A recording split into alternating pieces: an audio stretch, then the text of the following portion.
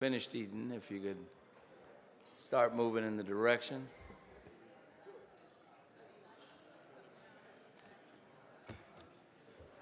I get credit for it. Morning, Mayor. Good morning, sir.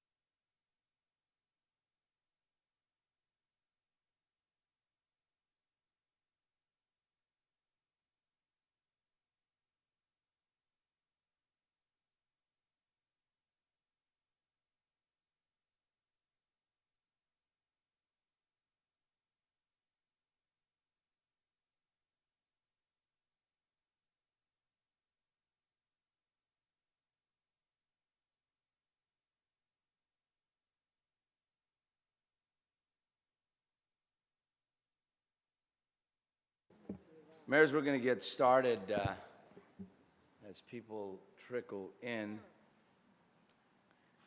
As we have over the last 24 hours or so, the focus of this conference and this meeting of the Conference of Mayors has been the issue of jobs, and you may have seen that in the Los Angeles Times, after an editorial board visit by Mr. Nutter, Mr. Smith, and myself that the issue of jobs was front and center in our discussion.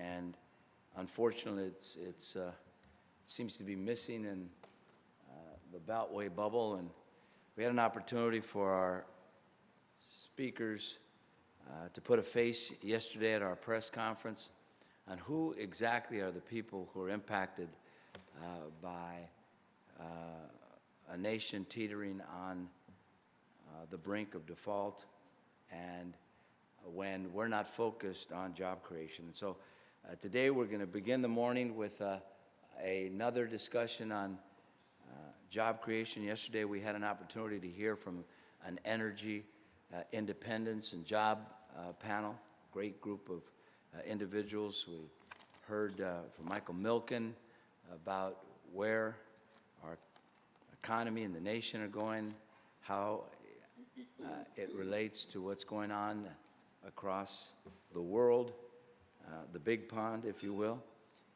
what's happening in China and Asia and Latin America. And today we get to hear from a panel of very esteemed individuals, and our moderator for the panel is Don Graves, who some of you got to meet yesterday. He's the Executive Director of President Obama's Council on Jobs and Competitiveness. The Jobs Council was created to provide a nonpartisan opportunity for the President to get advice on jobs, opportunity, and prosperity. It's comprised of business, labor, and academic leaders.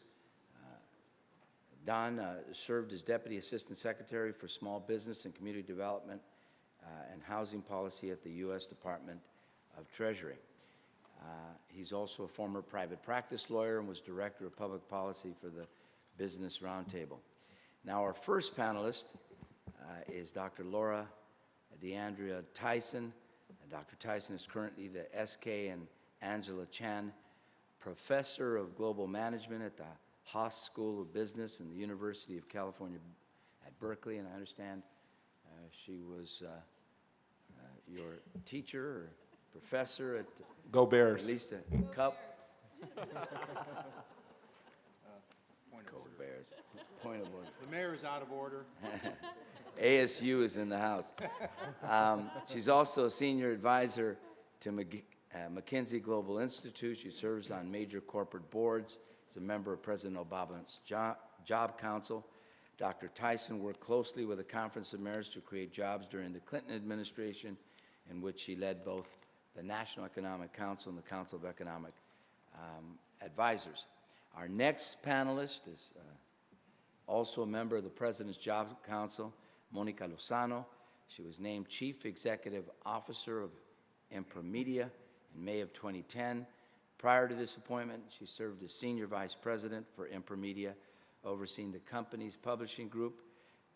Ms. Lozano has over 25 years of media experience across virtually all business lines. I have also known her for 25 or 30 years. She joined La Opinión in 1985, and it was under her leadership that the daily newspaper rose to national prominence as the nation's largest and most influential Spanish language publication in America. She serves on the boards of Bank of America and Walt Disney and the University of Southern California, that other school. Also joining us today is Paul Beach, president of Qualion. Mr. Beach has been with Qualion since 2001, where he manages all business operations, including business development, strategic ventures, and developing key partnerships throughout the medical, transportation, and defense industries. Prior to joining the Qualion team, he was a San Francisco litigator representing multinational corporations and complex intellectual property disputes. Finally, we're also happy to host Russell Goldsmith, Chairman and CEO of City National Bank, a $20 billion financial institution with nearly 80 offices in Southern California, the Bay Area, Nevada, and New York City.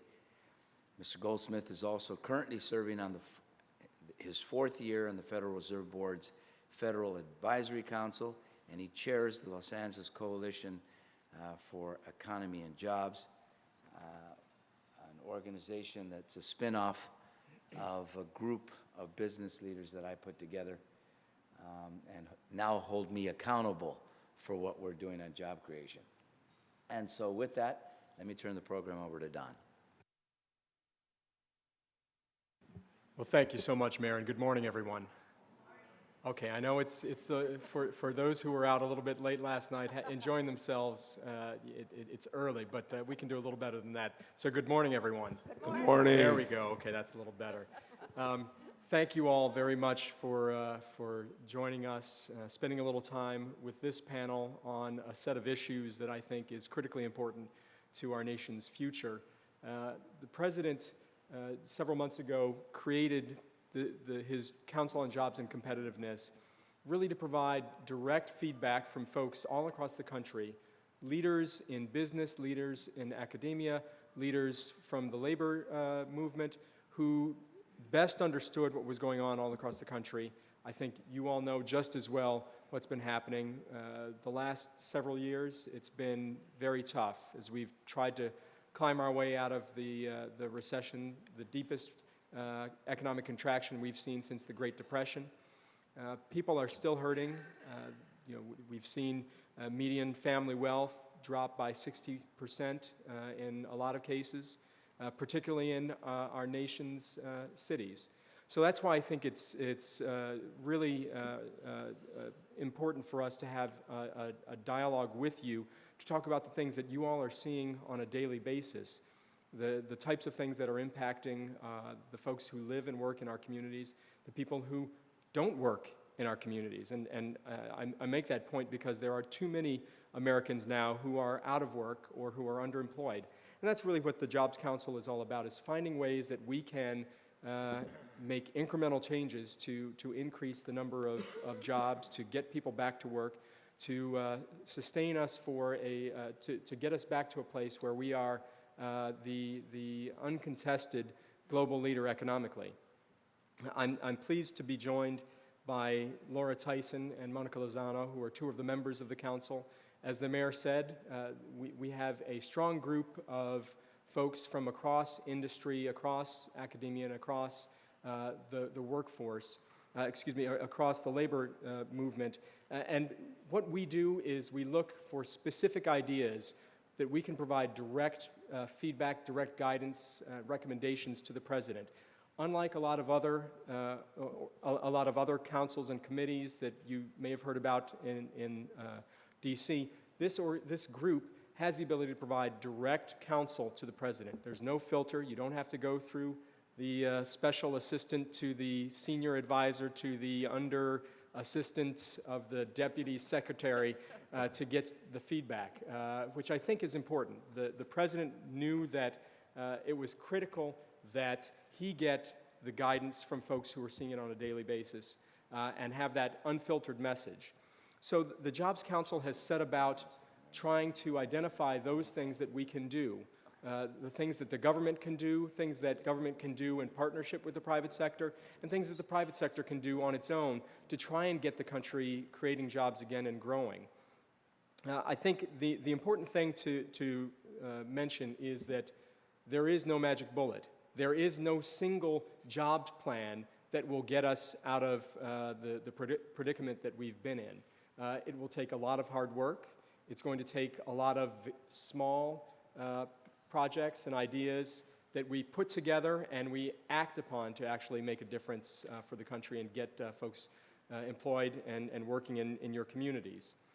I should just tell you quickly some of the things that the Jobs Council is doing. We've broken our work up into 7 different working groups, from regulatory reform that's looking at ways that we can break down those barriers for business to create jobs.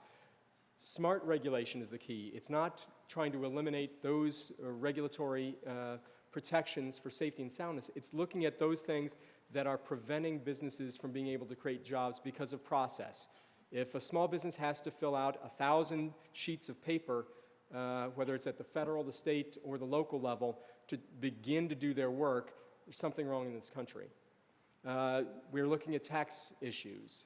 We're also looking at education in the workforce. Clearly, our workforce is not prepared for the jobs of tomorrow, and that's something that you all are having to deal with on a daily basis, because they're the people who live in your communities and who are unable to take the jobs that are open. There are jobs out there, but we don't necessarily have the workforce to meet those jobs. It's looking at things like innovation, the innovation agenda.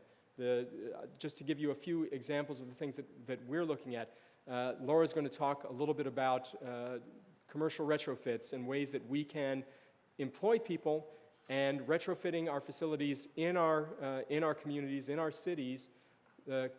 Companies have these facilities, have decisions about investing in those facilities, but we have to make sure we can find ways to not only allow them to bring those decisions forward so they can make those investments now, but also that we have the workforce that can actually meet those goals of refitting, retrofitting, and rehabbing facilities.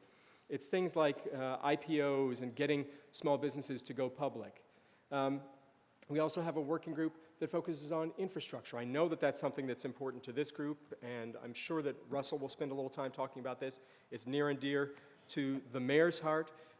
We have real problems with our infrastructure across the country, whether it's air or surface transportation, whether it's broadband and wireless, our communication systems, whether it's transmission of energy.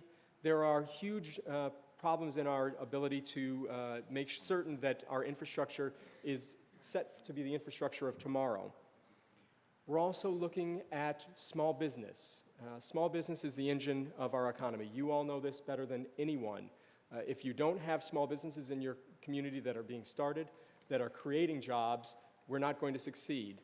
We've saw in the paper today, large businesses across the country are reporting huge earnings. They're seeing their profits at record levels. Why isn't that turning into job creation? Well, it's because there's a lack of confidence in the system. There's a lack of confidence in the marketplace. Companies are unsure about things. They're not making investments. Well, if the big companies aren't hiring, then we have to go to the small businesses all across our country, because they're going to be the ones who will create the jobs. But we as an organization, we as a government, we as a nation have to find ways that we can empower small businesses so that they can increase jobs, so that they can find ways to access new opportunities, access capital, access quality, skilled workers, providing those workers with family-sustaining jobs. I'll stop there and get into the panel. I will just leave with you all a few things that we're doing at the federal level that are important to you, because you, as I said, you're dealing with issues on a daily basis. You see the unemployment numbers in our urban communities, which are disproportionately higher than in other parts of our country. We are very focused on several new initiatives at the federal government, from our Choice Neighborhoods initiative that's focused on distressed neighborhoods, to our Promise neighborhoods that's modeled after the Harlem's Children's Zone program that focuses on community-based efforts that provide cradle-to-career services. Our neighborhood revitalization grants, I know many of you have used those grants, $3 to $5 million to provide flexible funding for higher capacity communities. And just a few weeks ago, we announced the first set of our Strong Cities, Strong Communities program. We have 6 communities across the country that we identified. It's taking a novel approach to the way that the federal government works together with locales to make sure that we have a complete and holistic provision of services. This, unlike other times that we've seen across the government, and Mayor Brown knows this well from the work that he did when he was in the Clinton administration, the government doesn't always do a good job of providing the services at the right time to the right people to actually meet the strategic needs of a community. That's part of what we're trying to do through Strong Cities and Strong Communities. We're matching up the federal government resources that are already in place, going to a community and not saying, here's what you're going to do in your community. We're saying, what do you need for your community? How can we take the resources across government, across agencies, to match up with your strategic plans that are, and your strategic goals? What can we do to take these people who are going to be in place for a year or 2 years in your community to help you do what you need to do to get the economy going again and get people back to work. So I want to give one last thank you two thank yous. One to Mayor Kautz, the former president of this wonderful body. She hosted one of our listening and action sessions just a couple of months ago in Burnsville, Minnesota. It was a wonderful discussion with small business owners in her community, with one of the other members of the Jobs Council who actually has a great story and one of the top small businesses in the country located in Burnsville. It was a very good discussion. We are doing these listening and action sessions all across the country with members of the Jobs Council, with folks from your communities, with other CEOs. We'd like to be in every community that there's an interest to come and talk and learn about what's going on there, get some ideas that we can bring back to DC, prioritize those ideas, and get them to the president. So if you're interested in that, we are happy to talk about ways that we can come to your community. Finally, and most importantly, thank you, Mayor, for hosting us here. Thank you to the conference for this conference. It's the work that you're doing. It's the work that this conference is doing in helping to set the priorities for a nation that can no longer throw money at every single issue or every single idea out there. It's prioritizing, setting a strategic framework for how we move the country forward, how we deal with the problems that we have today, but doing it in a way to recognize that this is still the best country in the world. This is still the global leader in the economy. This is still the place where we can get things done. You still have communities that are empowering people to build their lives, to take their ideas, to turn them into businesses and opportunities, to be the global leader in all of that. So thank you all very much for being here and the work that you do. Now, let me turn it over to the folks on the panel. I think you're probably more interested in hearing from them than from me talking about a number of things. Laura, I was wondering if maybe you could talk a little bit about some of the things that we've been doing in the innovation arena, particularly around the Better Buildings Initiative. Sure. I want to emphasize that from the very beginning of the council, the goal has been to find areas where there really could be something done relatively quickly without a very dramatic infusion of funds, which does not seem on the cards, and where we would work with leaders from the business community and leaders from the state and local governments. So one of the earliest agenda items was the Better Buildings Initiative. And this really is a tremendous concept. The president has basically started with the view that, look, 20% of the consumption of energy in the United States comes from commercial buildings. We have a very large number of unemployed workers with skills in the construction industry that could effectively retrofit. Let's set ourselves a goal. Let's have a 20% reduction in energy use in commercial buildings by 2020, and let's figure out ways we can establish public-private partnerships to get that done. And in just really a few months, because this initiative really started as a concept back at the beginning of this year, we have had commitments from companies, financial services companies, companies in the space to provide goods and services that would go into retrofitting buildings, and most importantly, leaders from the public policy community, in particular from mayors. Because if you think about where the large stock of commercial buildings in the United States reside, that is in big cities. And a large number of those buildings reside in this city, Los Angeles. So your own mayor has committed to be one of the first cities involved in working with the federal government on the Better Building Initiative. There are two other cities in the initial round, Atlanta and Seattle. Each of the cities has proposed a slightly different way to participate. And by the way, this is not a closed initiative. So if we can whet your appetite and you're interested in this, this is something where we'd like to see more and more cities be involved. Now, let me just talk a little bit about how Los Angeles is handling this. The mayor probably knows better than I. But basically, each city would commit to a slightly different pathway. In Los Angeles, it's launching and promoting the Los Angeles Commercial Building Performance Partnership.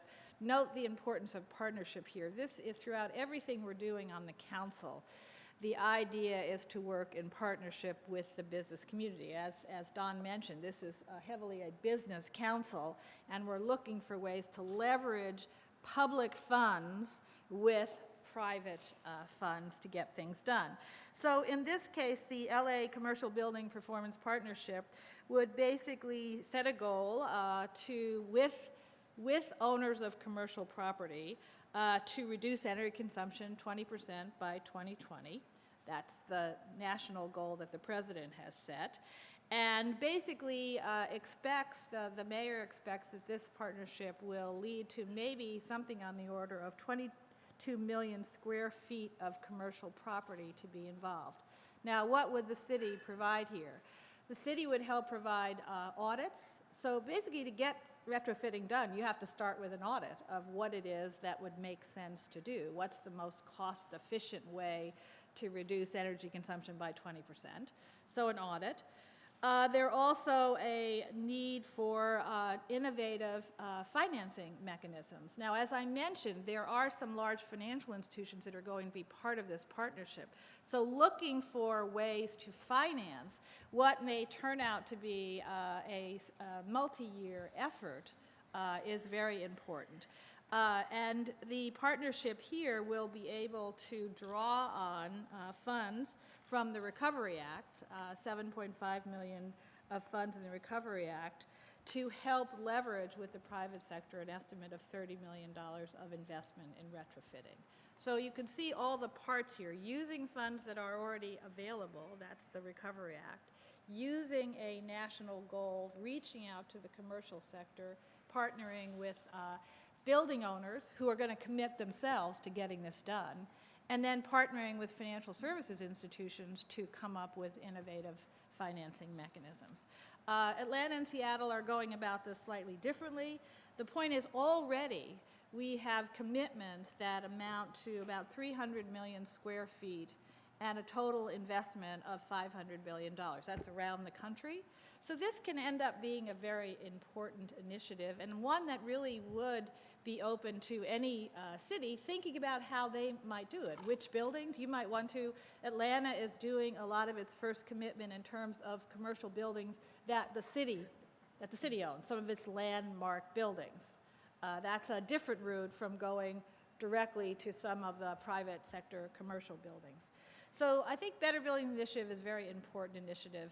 Let me talk about one other one briefly, and because I know the mayor has been a leader in this, and this is really important, and that is infrastructure. So I was on the President's Economic Recovery Advisory Board, which was the precursor to the Council on Jobs and Competitiveness. It is well known that the business community and the labor community believe that the U.S. is vastly underfunding its infrastructure investment. Okay. Just take surface transportation. The estimates are from bipartisan expert groups that have put it in place that we're underfunding currently at current levels of federal revenue. We're underfunding by 50% in surface transportation. The mayor was just in Washington pleading with the Senate to make sure that we at least maintain the levels of funding, which are already 50% below the levels we need. And there are proposals afoot to actually reduce the level of funding by 30% from where we are today, which is 50% below what we need. So one of the things that so given that, what did the President's Council focus on? Focused on a couple of things.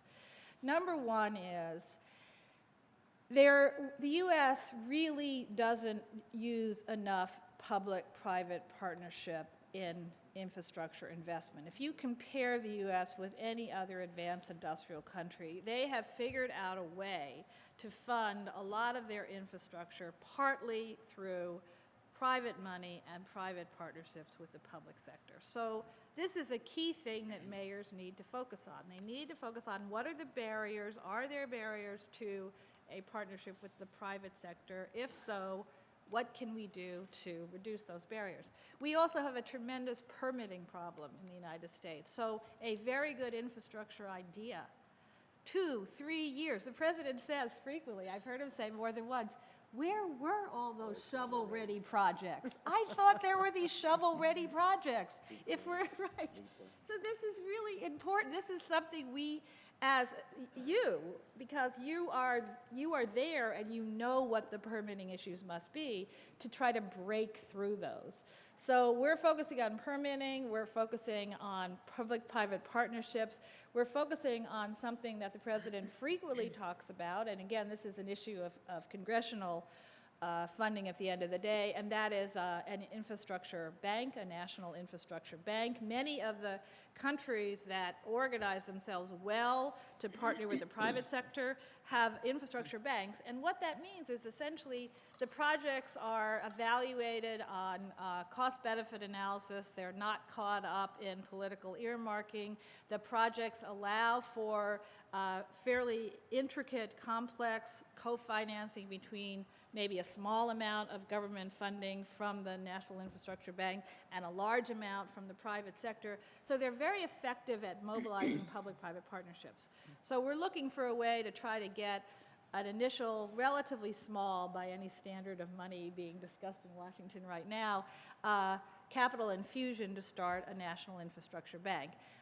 The idea here, again, is to mobilize private sector money by having an entity that can be a co-financer with the private sector in major infrastructure projects. So let me stop there. Those are the 2 areas I've been most focused on, infrastructure and the Better Building Initiative. But there's a really important set of activities going on in the skills area, and Monica can tell you about that. Did you want to take questions? Looks like there's a question. Well, Oh, okay. Why don't we go through and then... Okay. Okay, great. Thank you very much. So, Laura, thank you for that. And as she said, there's a significant amount of attention being placed on the area of workforce development. And the approach that the council has taken is that workforce development really is economic development. And before we focused in on a particular set of initiatives, we went around the country and talked with employers, trying to understand from them what are the issues that are most important in terms of job readiness. We talked with people from retail, from finance, from practically every industry sector. And it was very clear a couple of learnings. One, there is a mismatch between the skills of the 21st century with the job training programs today, and we need to align that. And number 2, the community colleges in particular play a vital role in terms of both aligning the employer's needs with the training programs so that in fact there's a certification or a credentialing that comes out of the community colleges that allows for a set of standards in terms of job readiness in any particular sector.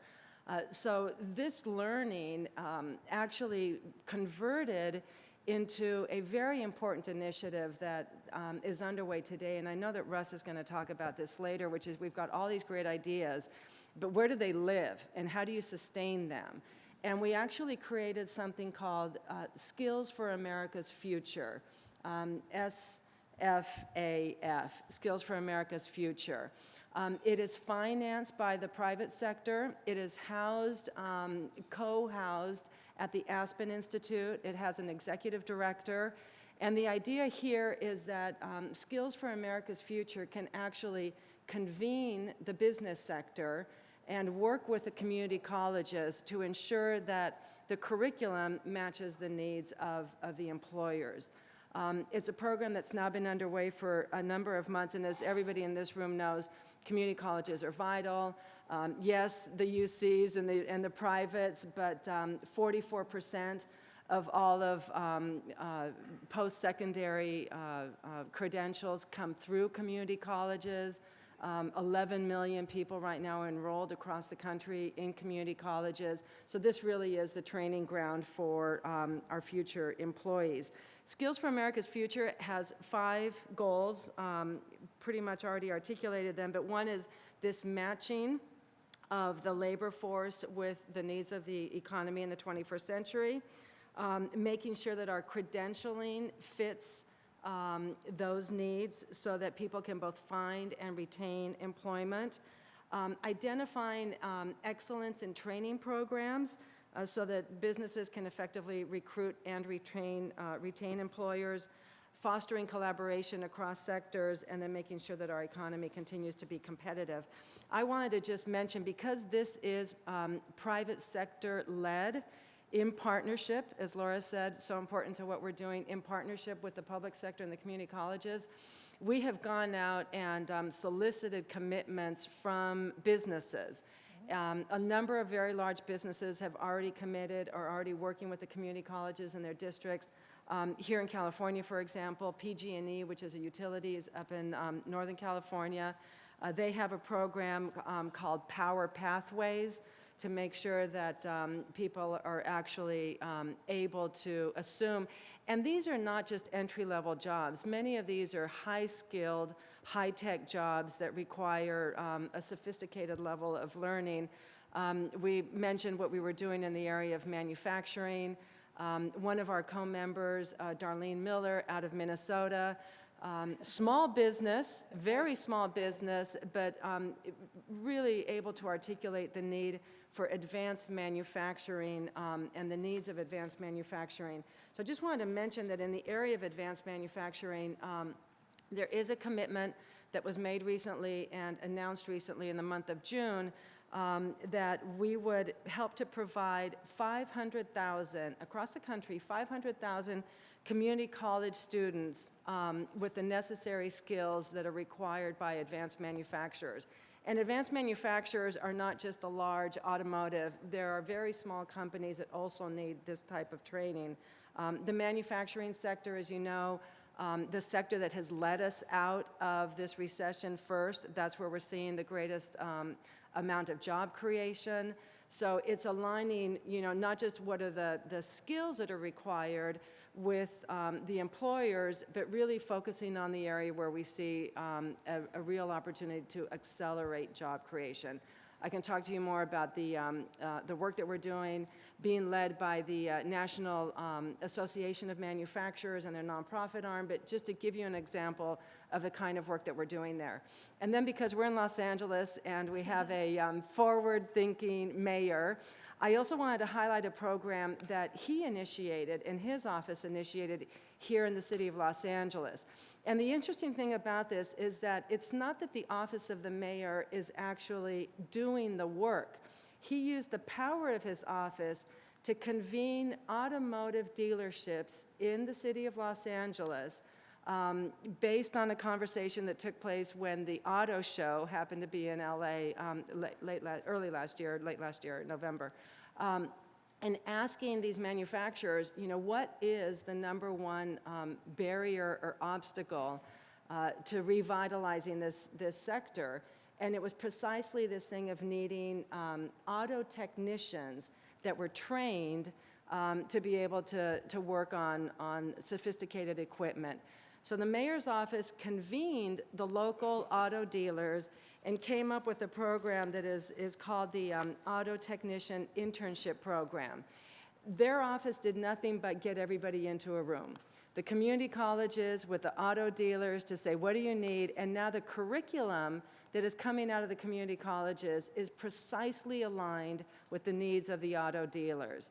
And it's that kind of work that can be done at the municipal level through cities like those represented across here, would say, yes, let's make our community colleges work for employers. There is a role for mayors in this kind of work, and that's just a perfect example of the kind of collaboration that we're seeing between public, private, and government in this case. So I'll stop there, and I'm happy to answer any other questions. I will mention, because the other area that we're working on is in high skills, high technology. And that's being led by a council member based up in Northern California, the CEO of Intel. Happy to talk to you about that also. STEM, the need for STEM, pipeline, and engineers. So that's another area of focus for us, and happy to talk about any of the workforce development stuff that the council is involved in. Thank you. Thanks, Monica. Paul, you have a unique experience and I think a great story.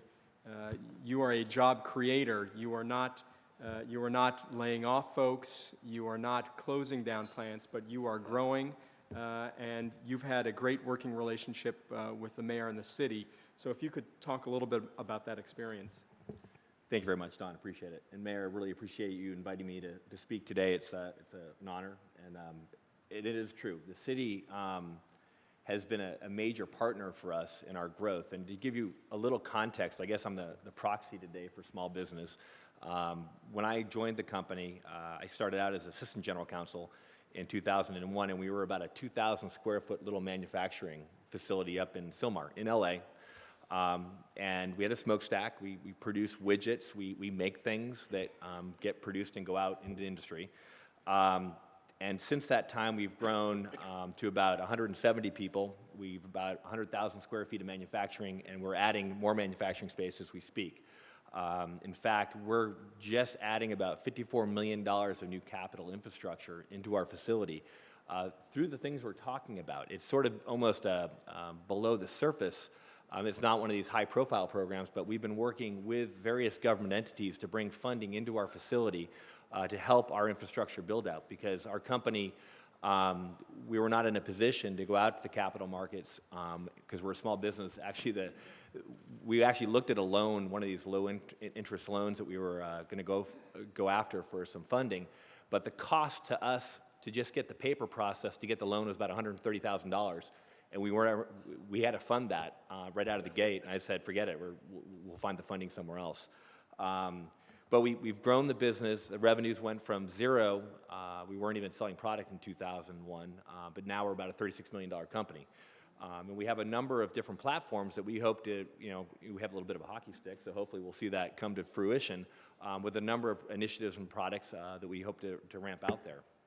And what I've learned over the last 10 years of this job, and I'm still learning every single day. I'm a lawyer by training, and the only reason I got into the role I'm in now, believe it or not, a bunch of Japanese helped found the company because we're a lithium-ion battery maker, and the Japanese dominate that market segment, and they co-founded the company with a very wealthy entrepreneur here in LA.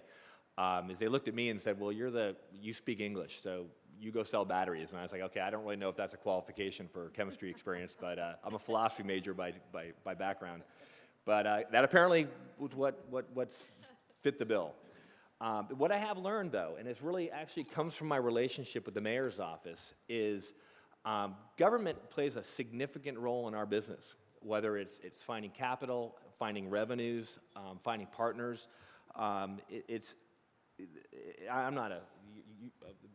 We have some professors here who teach at very esteemed universities, and they can speak to economics, but my little view of economics is I talk about an economic hub. And it's a wheel of this little hub, and there's little spokes that go out to major players. And actually, believe it or not, every one of the major players is represented at this table. You have universities, they supply the people. Government, they both create regulations which hamstring me, red tape, contracts, regulations, permitting, but they also buy things. Everyone at this single table, you guys control budgets. You have purchasing power. You buy things, and that's significant to me. You are a customer I'm going to go after. And you can help me on both sides of that fence. Finance, banking, they provide the money that's the engine to all of this. Communities, which I'm going to put the press in that category because they're the spokespeople for the community. You have to work with the community. If I put a smokestack up in my neighborhood or I have a loud clanging piece of equipment, my neighbor's going to get mad at me. I mean, I literally have a smokestack next to a house, and I have to go talk to my neighbors. They come in, they sit at my desk, and they're like, oh, can you do something? My child's awake at 2 o'clock in the morning with your factory noise. And I have to go, okay, I'll go put a wall up, and can you come over, and we do sound studies. I mean, it's a very interactive thing to do business in a growing city. And then there's a marketplace. You have consumers. And if that wheel is not working like a well-oiled athlete, like if you're a runner and you just did leg lifts all day on one leg, you're not going to be a very good runner because you're going to have a disbalance. And what I've seen is, if I can't bring all those parts to work together, and I have to do it, I'm a small business, I physically have to go out and talk to all those major stakeholders and get them to all work with me together. And I have to do that as a small business runner. Well, I don't own it, so I say operator of it, I guess. And it's a big challenge for me because everything is stovepiped. And as a small business, here's the big disconnect. I don't have the money to pay for lobbyists. They're extremely expensive. I've tried that route. And even if I do have the money to go pay for the lobbyists, because you need the lobbyists to get access to the government, I can't manage them because I got to manage a business. I have the guy coming in bugging me about my noise next door and a myriad of other people waiting out the door with other problems that they have. And the lobbyists will take the money, but they won't go do the work unless you're bugging them. And you got to bug them and be on them. And you almost need to hire a full-time army to run your lobbyist group. So I'm sort of disconnected from all the great policies we're hearing about here.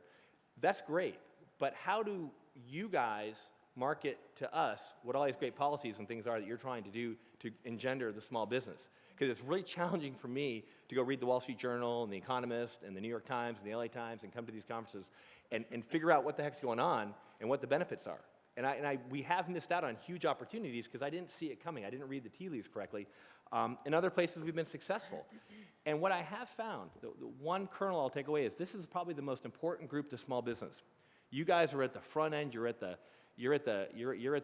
the trench with the small business guy.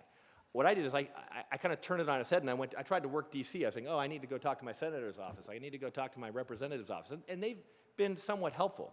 But when I go to the mayor's office, and the mayor in LA has been, there's a couple ideas I have for you, and I have things like a concierge office. I think you guys should have concierge offices for businesses. The mayor's office does that.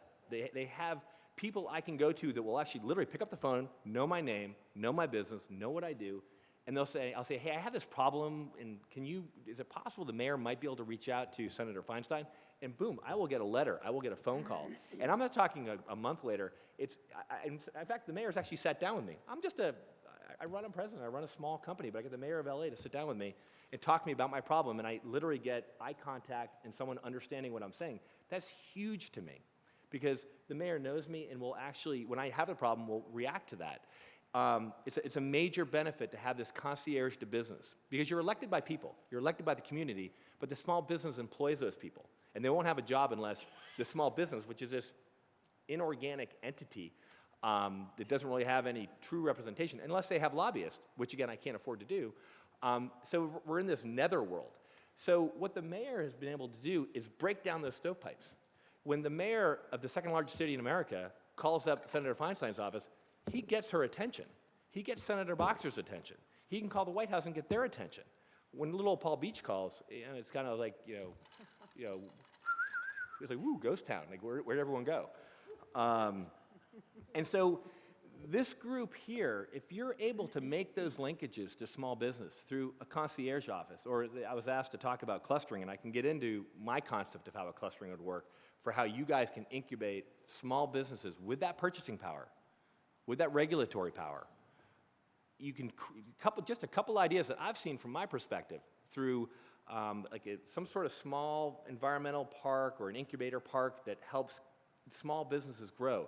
Leveraging federal funds, leveraging these programs. The money is there. I'm not talking putting new money into the budget, and even with the budget getting cut, that money will still be there. Because guess what?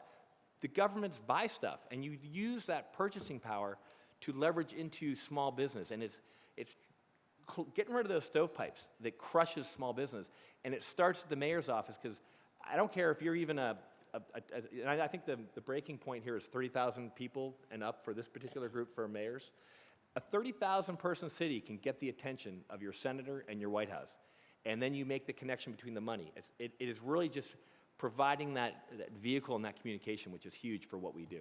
And I can talk more about my personal experience in these different ideas, like a concierge office or how one of these clustering incubator type programs might work. But really, this group here is so significant, and the mayors can be so powerful at making this happen. And again, we can go more into it later. Thanks, Paul. I think that's important to get a feel for what actually works and doesn't work for small business. And I just want you all to know I wrote his comments about my office. Just kidding. Russell, I know that many people may not know Russell. In addition to running a very successful financial institution here in LA, Russell is one of the foremost thinkers and doers on the set of issues that we're spending our time talking about today. He has led a coalition here in LA that's looked at the very same issues that our Jobs Council is looking at. How can business work together with government, with the nonprofit sector, with universities to create the environment and create programs and policies such that you can grow that economy, you can grow the community, you can empower people, you can have people getting back to work, you can sustain families. Russell, I don't know if you would mind spending a little bit of time talking about some of the things that you've seen with your work with the coalition and with the mayor. Well, great, thanks. I really appreciate the opportunity to share some lessons learned with you guys who are out there on the front line. Thank you, Don. I really applaud what the Jobs Council is doing for the country, and most of all, thank you, Mr. Mayor. My involvement started with dinner with Antonio in 2006, and he had the foresight then to say we really need to start thinking about how to grow jobs in the economy here in Los Angeles. And out of that experience over 5 years and a friendship, we've learned a lot of things and made a lot of progress. And so let me try to break it down into kind of 4 broad lessons learned, and hopefully this might be of some help to you in your cities, because that's where the jobs really are created in our country, as you guys know.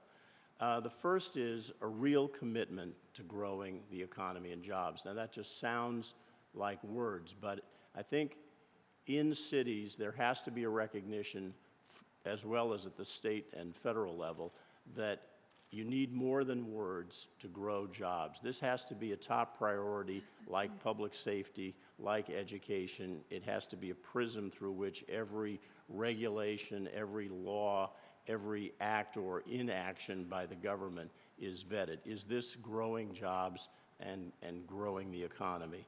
I know you got Frank Luntz after us, so I don't want to get too much into messaging, but I think it's important to stop talking about this as a pro-business project. This is a pro-America project.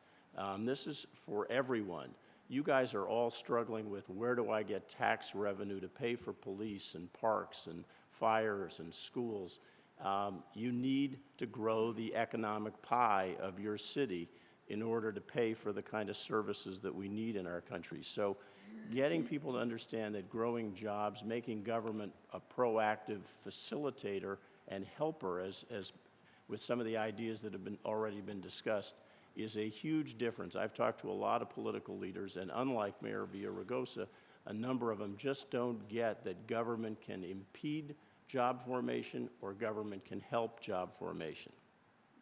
So a commitment to that.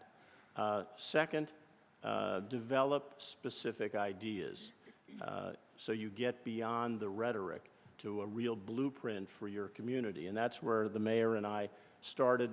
As he mentioned, we formed under his leadership the Los Angeles Economy and Jobs Committee, and we did something very important in forming this group, but I'm sure there are many other ways you could do it.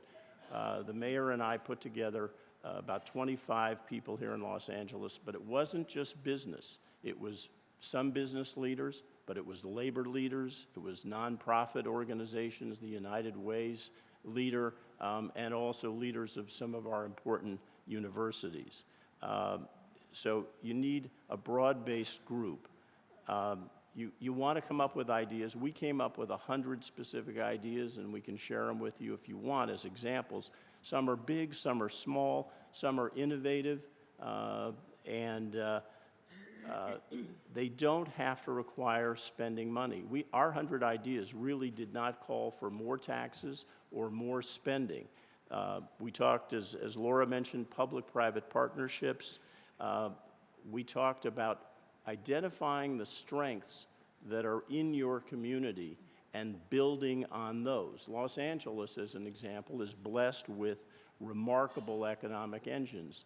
But you guys have many of these too. The 2 biggest job generators, not just in the city, but in the region, is the Port of Los Angeles and Long Beach, through which 40% of the waterborne goods that come into the United States, they come through our port, and the city of Los Angeles owns half of that port. The second biggest job generator is the airport, also owned by the city of Los Angeles. Those are two huge economic engines that are underutilized in terms of their economic potential for the city. And we've focused on that, and the mayor's administration is making real progress on that. But also it's looking at other resources that you have in your city. We joke about the rivalry, but to have UCLA and USC can foster and spawn all kinds of biotech and entrepreneurial activities, but the government's got to help it, not hinder it. We've got industries like entertainment, so you've got to, how do you retain those jobs, foster those jobs, build on those jobs? Monica mentioned workforce training. Those key industries in your community give you the opportunity to train other people to come into it and to continue to build and foster and grow. So build on the strengths. So once you've got the ideas and real specific ideas, then you get to the third thing, which turns out to be the hardest part, as I think the mayor and I have discovered, and that's the follow-through. How do you get those things done? And I'm sure you guys struggle with that every day. You cannot be the economic czar in your community. There are too many things. You need a full-time leader and a SWAT team that gets up every day and says, how do we create jobs? How do we retain jobs? How do we build jobs in our community? And that person and that team, as has happened here in Los Angeles, needs direct access to the mayor, needs the kind of support Antonio has given to that position. And it's a long-term struggle. This isn't going to happen overnight. It's a lot of small wins. It's a lot of hard struggles. And that gets me to the fourth point, which is you really need to build a coalition of political support. Just because I run a bank, this isn't about banks, it isn't about business. As the mayor and Monica know, one of our best allies has been the head of the AFL-CIO in Los Angeles. We're talking about quality jobs, because you're going to be up against the NIMBYs, the 200 people who don't want to fix the airport runway the way it needs to be. You're going to be up against the bureaucrats who, as you well know, are going to think they're going to outlast you. You've got to build a coalition of business, labor, nonprofits, the universities, and you got to push at it continuously. And out of that comes exciting, innovative ideas. I think the best one, as Don alluded to, is America Fast Forward, which you all know about. That kind of thinking of how do you leverage public-private partnerships, how do you find innovative sources of funding, how do you do things smarter. I think that particular legislation where you start to look at where can it cost government the least, create the most jobs, and have the most positive impact. It's a kind of fresh thinking that grows out of starting with this commitment of really recognizing that government has to be a proactive partner in growing the economy of the United States. Thank you. Well, thank you, Russ. And I have a question, and then members, raise your hand. Would you write down can you, people? You know, there was a time, as you know, this is a nonpartisan organization, and we work hard as mayors to really talk to both parties. But there was a time when investments in transportation, in infrastructure, my recollection when you were in North Carolina, one of your recommendations was workforce development. Workforce development, these were nonpartisan ideas. These were ideas supported by business, labor, a broad cross-section of stakeholders and interests.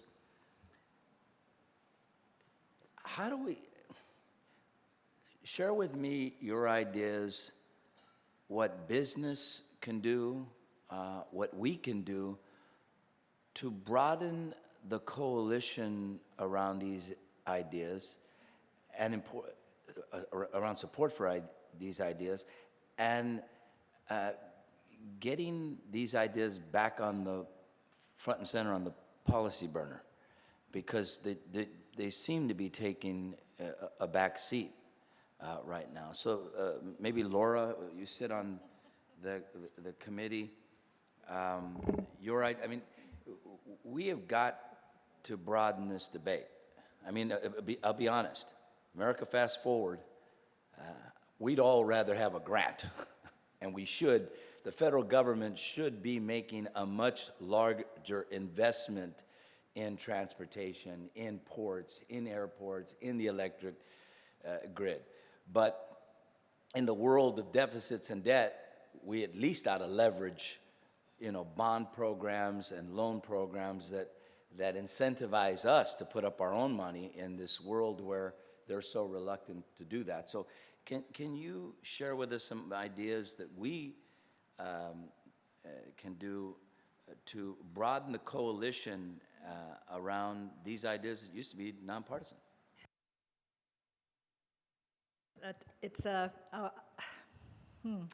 Let me say that I started, and it's come up a number of times here with partnership, and I think that we heard from Russell the importance of partnership.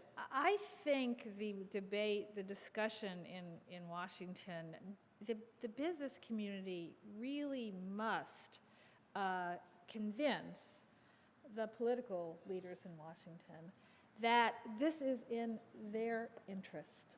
Because right now, what's happening is we're kind of pitting, if you listen to the national debate, we're pitting the government against the economy. We're basically saying that the government, anything the government spends on, is actually destructive to the economy. We have lost completely the idea that the government can make investments in the economy that the private sector wants the government to make. So I honestly think that the most powerful voice to try to change the debate is going to have to be the business community, who's going to have to say, we actually want the government to be spending money on infrastructure. We understand that that requires government revenues, and we are willing to use that as leverage for the private sector. That is, I talked a lot about the importance of co-funding. A lot of the infrastructure is going to have to be co-funded. But I honestly think that message is made most powerfully by the business community at this point, because that's where the debate is. And let me just say, it's very dangerous. Everything we've talked about here, education, innovation, infrastructure, those are all parts of the non-defense, non-security, discretionary spending budget. It is the place that policymakers are looking to cut. So when your mayor goes and says a reduction in infrastructure investment by 30% will destroy 630,000 jobs, which is a perfectly reasonable, correct estimate. That's what's being considered right now. And why is it being considered? Because that's a part of the budget that looks relatively easy to cut. What is the most powerful voice against that? I think the most powerful voice against that in this environment is the business community saying, and I thought your point about the ports was just brilliant. I mean, the ports are, if you cannot keep these up to the level they need to be maintained to or expanded to, the economic base will gradually erode. So that would be my answer. Can I add to that? I think that's where mayors like Mayor Villaraigosa can be very helpful. Paul mentioned it. Convening, bringing people in. Most cities, like Los Angeles, don't have Fortune 500 companies with big staffs that can focus on this and work on it. I run a so-called mid-sized bank. We don't have a big staff that does this. So I think you can use the power and authority and prestige and the persuasiveness of your office and yourselves to bring in a lot of business people who don't have the time. They're focused on trying to make their business work in this environment and get them to be a voice. Unfortunately, so many of the, quote, business organizations have have been captured by ideologues, and they're taking an ideological position. As the mayor alluded to in the beginning, out of our committee came this Los Angeles Coalition for the Economy and Jobs, and it's an effort. We have Republicans and Democrats, we have labor, we have the heads of UCLA and SC. So I think you need in your community, and that was my point, to build a coalition. But most people aren't going to think to do this. You need, like I had, the spark of Mayor Villaraigosa. You guys can be that spark. Bring the people together and make them understand what Laura's saying, that you need to be proactive, because otherwise it's the NIMBYs and it's the vested interests, it's the bureaucrats. They're the ones that are out there stopping a lot of this stuff. And to use an old phrase, the silent majority just doesn't get that the port's really important and that there's going to be an expanded Panama Canal and there's going to be a new port in Mexico. And it's not just Los Angeles, it's the competitiveness of our economy globally that's at stake in a lot of these fights, and they just don't know that without you helping them to understand that. Mayors, I'm going to only be able to take one question, and I'll ask our past president, Elizabeth Couts, to ask that question. Thank you very much, Mr. President. And Don, it's good to see you and other members of the council. It's great to have you here. I'm going to make my question very short because everything that you all are talking about are some of the things that we mayors in cities small and large are doing. I convene a CEO roundtable every quarter in my city. And one of the things that comes out of that is an identification of the things that are needed. And Don, you and I have talked about some of these issues with regard to regulation. So I'm glad to see that you're all focusing on that. My question is this: how do you take your findings and influence Congress? Because you can do all the work that you're doing now, and you're talking to us about public-private partnerships.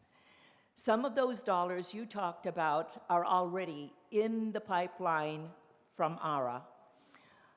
But the thing that is of most concern to all of us, and you've heard Darlene talk to this, she's one of my good friends and one of my great business owners, is training the workforce to meet the needs of the 21st century jobs. And yet, what we see in Congress is a cut in workforce development and a dragging of Congress' feet in reauthorizing WIA. So please help us understand. If we're talking about a public-private partnership and we're talking about small business and we're talking about future jobs in technology and for manufacturing, for advanced manufacturing training, how are we going to equip the workforce of America to meet these needs? It's not a jobs need. We have jobs. It's a workforce needs, a skilled workforce that is needed for our country. Are we going to have to outsource that because we don't have the intelligence and the knowledge workforce for this, because we don't have the funding to help train our people and equip them for these jobs? Please help me understand how you're going to make an impact in Congress. Well, thanks for that question, Mayor. Was that a question? It's a loaded question. Yeah, other folks on the panel may have something to add, but I go back to what I said at the beginning. What we're trying to do with the Jobs Council is to develop a set of priorities. We are not in an environment where we're going to be able to throw money at everything in the world. We're not going to be able to tackle everything all at once. We have to decide what is the most important set of tasks and priorities for this country. What are the things that are most actionable? And that's something that applies either at the federal level or at the local level. What things can we get done right away? It's a very toxic environment in DC. It's hard to be friendly with people on the other side because you get criticized for being friends with people depending on which party you belong to. I won't let that stop me, but that's just the way things are. given the environment, we as a council are focused on those things that we can do right away. What can the administration do? What can the private sector do? And what can we do through public-private partnerships to make a difference, not in 3 years or 5 years, but in 6 months or 12 months? What can we do to get people back to work again? And in terms of the question about working with Congress, it's everything that Laura and Russell talked about. The only thing that folks on the Hill of either party hear is from their constituents. And if they hear loud and clear from the business community and the folks who live in their communities that a certain set of issues or one particular issue is most important, that's what they're going to focus on. But others may have their own comments as well. Yeah, I just wanted to mention that the approach that we're taking is precisely what Don and Laura described. So, clear priorities, action steps against each of those, and then understanding who is the key constituent that can facilitate. And so each one of our priorities actually identifies, is it something that can be done administratively through the White House and the executive branch? Is it something that requires congressional or legislative relief? And is it something that can be, shepherded through by the private sector? That piece that you have, focused on is something that we're spending a lot of time. And I think it is what has been set up here. It has to be led by the business community.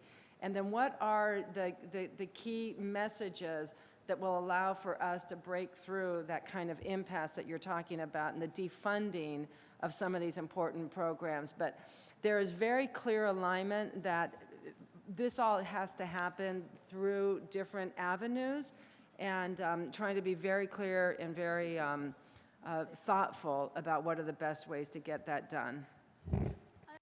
I just want to add that there are some real action items that you've heard about, some other ones we could put out there. So the Better Building Initiative exists, and I would love to have more cities sign on to it, and we're getting more companies to sign on to it, and the combination of the two can be very powerful in terms of really triggering serious retrofitting activity. We have a whole list of companies that have signed on to the SAFE initiative, the Skills for America initiative, out of the Aspen Institute. And basically, you can go and see what kinds of skill areas they are willing to work with the community colleges to get a certificate, get funded. So that's going. There are a number of special, I think the administration has had a lot of success with competitive grants, and they have competitive grants that would be available to cities to help them, or local governments, to help them improve investment in solar energy by households. Okay, that this actually could be working with the U.S. Department of Energy through a local government to come up with programs in the existing funding stream to help with investments in solar energy. There are a couple other challenge grants in the innovation area, the innovation and diffusion of technology out of universities, where there are competitive challenge grants available out of the Economic Development Assistance Agency within the Department of Commerce. So I really want to say, yes, right now, if you're thinking about very large scale funding, it's really complicated. But I think what we're trying to do is sort of say there's some funding available, even in the, as you know, Mayor, in the area of infrastructure.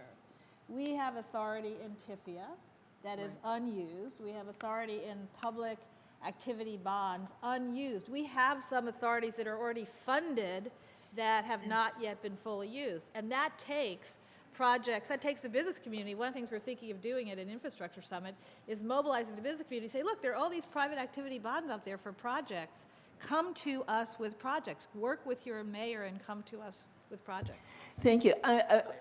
My question has just to do with regulations also, and also the WIA, but so we'll just, we'll leave it at that. But Don, some of that smart regulation is really needed, because I have companies that are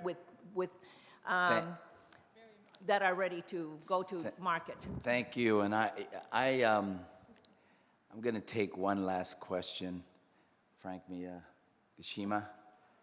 Thank you, Mr. President. And thank you very much for having this forum. Now, this is probably, we've had great topics, but this is probably the most crucial because all of us in here receive probably 70%, I know for me, 70% of our income comes from sales tax. And so when we create jobs, that has money in their pockets, they buy things. But I want to talk to Mr. Beach. You made an interesting comment. You said earlier that when you were trying to start this business, one of the places you were trying to get capital wanted to charge you $130,000. And you said, well, you couldn't afford that and you're going to go elsewhere. And so my question most would be, if you didn't get that, and it doesn't matter where you went, but if you didn't get that, you probably wouldn't have been able to start the jobs that you were able to do.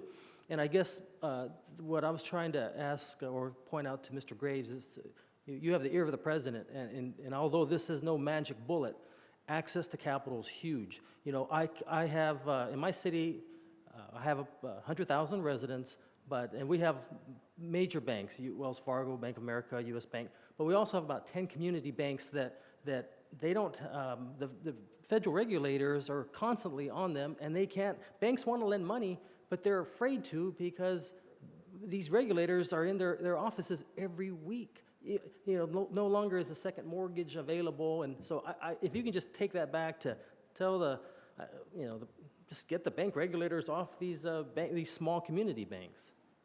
Well, Look at that. See, I got a supporter right there, Mr. Goldsmith. Russ and I talked about this very thing yesterday. I'm just going to smile. I'm not going to comment. Yeah, as the mayor mentioned, I wear a couple different hats. In my other hat, this is front and center for everything I do at the Treasury Department. We focus explicitly on ways that we can help businesses get access to credit and capital, because that is one of the biggest drags on businesses' ability to create jobs. So we've had those conversations with the regulators. We will continue to have those conversations. I know that Secretary Geithner and I know that the President have talked with the heads of the regulatory agencies. I have done this as well. Clearly, there has been a swinging of the pendulum probably too far towards overly tight restrictions on financial institutions. But we also have new programs that are in place.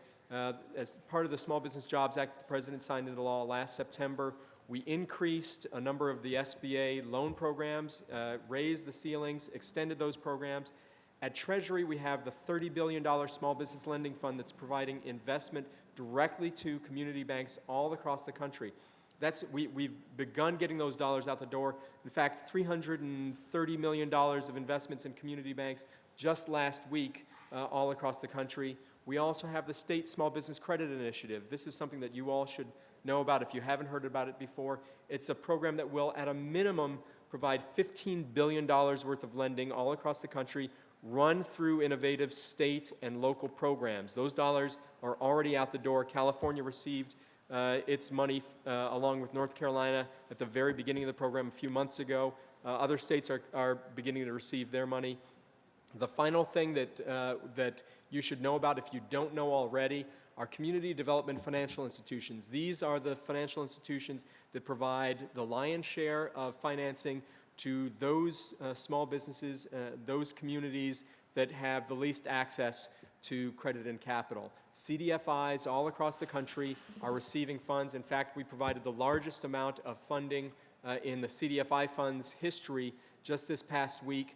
It's providing hundreds of millions of dollars to those institutions that are getting to the smallest businesses, to the folks who have the least, as I said, access to credit and capital. But it's a huge issue for us. I totally agree with you. Again, So, I was just going to ask Don, I think we've talked about, it seems to me that we need a concierge service for the federal government, so that the mayors here can know what all of these programs are, or it would be very easy with a phone call that would be returned to find out what the programs are. I think that's really very important. So the concierge service for you all is me, okay? I'm going to give you two things. My phone number is 202-622-9939, 622-9939, and the email address that you can send your comments or questions in, and you can also give this to folks in your community, because this comes directly to the Jobs Council team, is pcjc@treasury.gov. Feel free to use both of those freely. And then, as I said, we have a range of concierge service, essentially concierge service programs across government. For small business in particular, we're developing a portal, one-stop portal for small businesses, so they don't have to go to 12 different websites or call 20 different numbers to get the information they need. They'll have one place to get that information.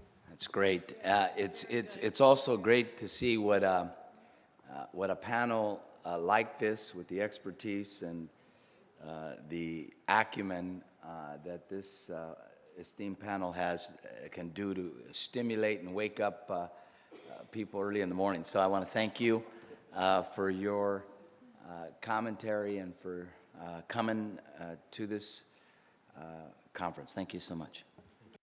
And members, we're going to go right into the next session. We are not going to take a break.